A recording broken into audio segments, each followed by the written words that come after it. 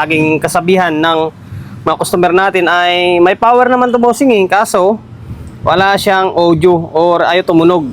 Sabi ko may kwan yan, may problema. Sabi niya tinignan ko na yan eh. Sabi niya parang may nasunog lang na pyesa. Ito yung ibig niya sabihin no.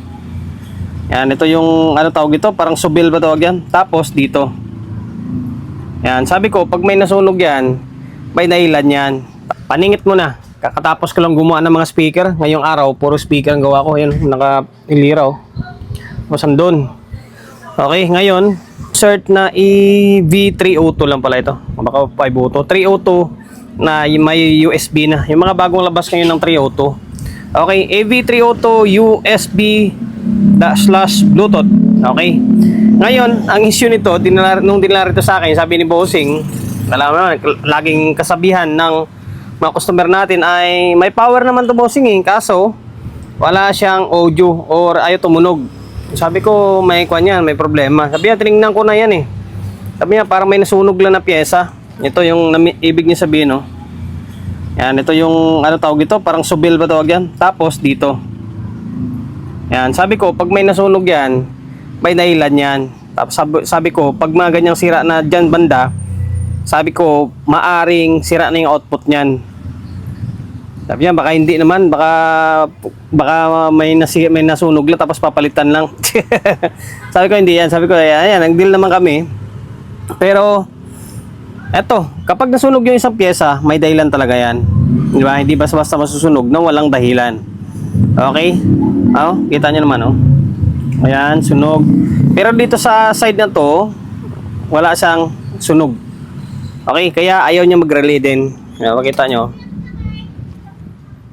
Ayan, hindi magre-relay yan kasi nga may DC out na siya kumbaga. Okay, ngayon ito yung singit natin na video for today. Para kita paano may video tayo kasi hindi tayo nakagawa ng video nung ginawa natin yung mga speaker. May naiwan pa nga, 2 D18, no? So, araw na lang yan. Okay, wali, focus na tayo dito sa main board na to. Kaya sabi naman niya, yung mga control daw, wag na daw pakilaman eh. Okay, focus tayo dyan. Troubleshoot natin yung kabilang side na yan. Nabaklas ko na yung board. Okay. Ngayon, dito, ihang natin itong 0.25. 0.25 to na 3 watts. Ihang natin to, tapos hang natin itong dalawa. Tapos check natin itong output. Tapos sunog to dito, maaring sira rin yung bias nito. Tapos angat natin to. Pambalyo niya 100 ohms o dalawang 100 ohms. Okay, output mo na, check natin. Tapos yung mga bloke, angat muna natin to. Nabaklas na natin, confirm, sira talaga yung transistor nya.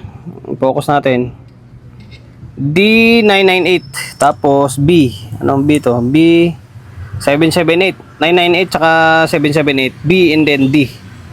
Okay, tapos sira to.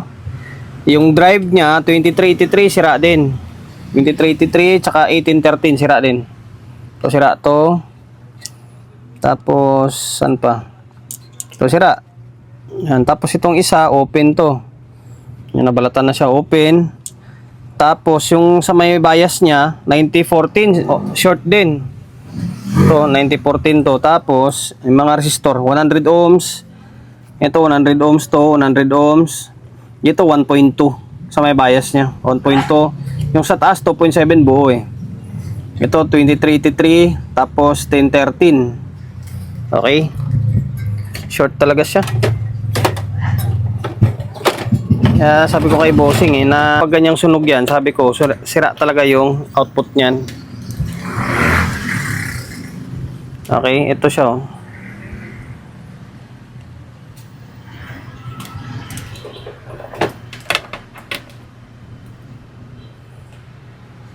Ano, short to. Tapos dito short din yan no.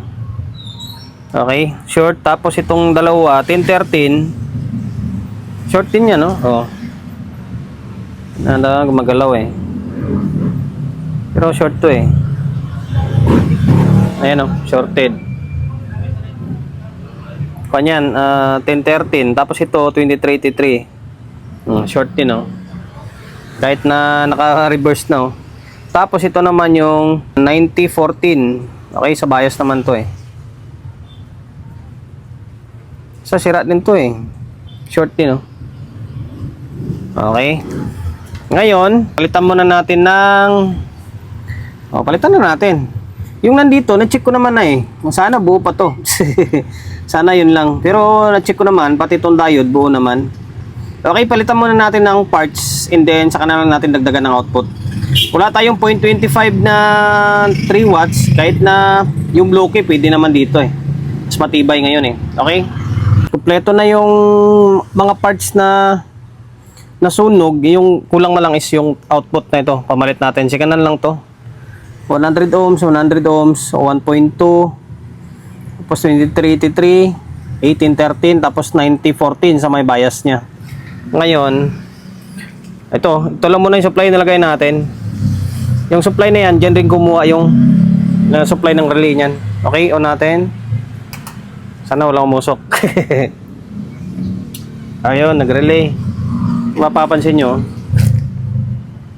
no? Ba? Okay? Pero ikutin natin ah. Make sure natin na gumagana lahat. Hanggang natin sa may 0.25. And then, on natin. Ayan, nag-relay. Tapos, dito.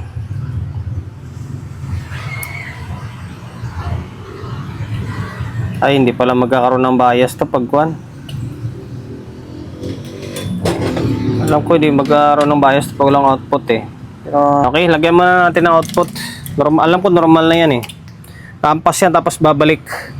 Ngayon, lagyan natin ng output. Tapos dito, yung 10 ohms dito nasunog, palitan natin. Okay?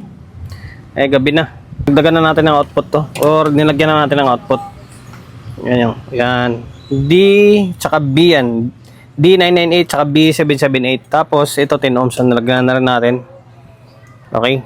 Nasunog dyan. Parang sobil niya yan eh. Ngayon, ito natin. Ayun, yung magatik.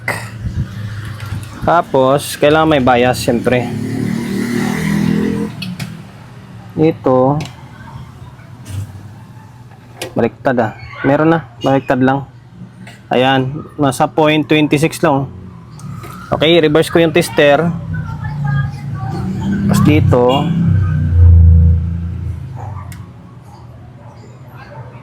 pares lang oh.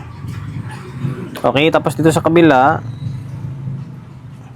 baliktad. Pares lang.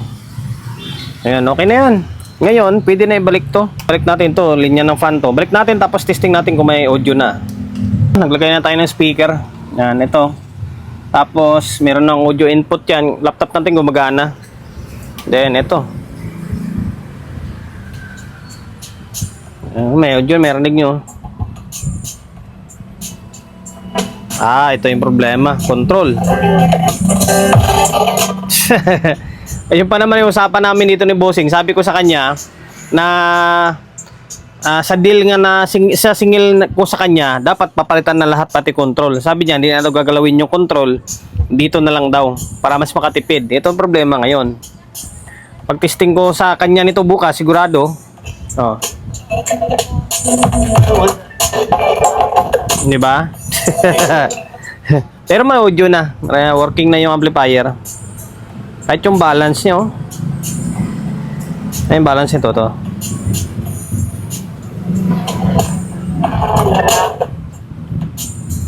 Bahala na siya dyan.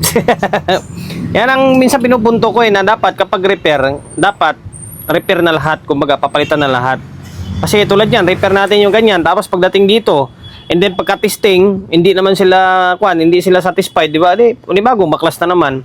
Bali, ito, hanggang dito na lang muna, bahala na. Malamang, ipapapalit pa rin yan ng control to. Pero, iparinig muna natin kasi mahirap na. May mga customer kasi na duda sa atin mga technician, kaya mas maigi na ipakita o iparinig muna natin sa kanila na ganun nga yung nangyari sa unit nila. Pero sa ngayon, okay na. Bali, wala na yung sunog.